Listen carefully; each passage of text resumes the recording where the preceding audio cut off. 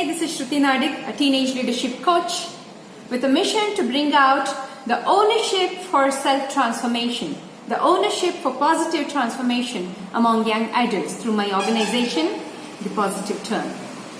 Today I would like to talk about the inner leadership.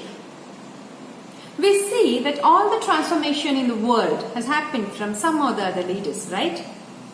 Leaders like Martin Luther King, Mohandas Karamchand Gandhi, Dhirubhai Ambani, or even Nelson Mandela, they all have influenced the world. Where do you think all this world-class influence first started from? Where do you think the first ever transformation actually happened? Do you believe that the first transformation actually happened from within themselves? That they mended, shaped and reshaped themselves before shaping the world? That they took control over their thoughts and actions before they took control over the world?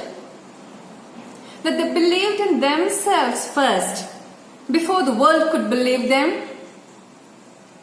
This simple belief in yourself, this simple commitment, this simple ownership to bring out the best out of you is where the first step of leadership journey begins.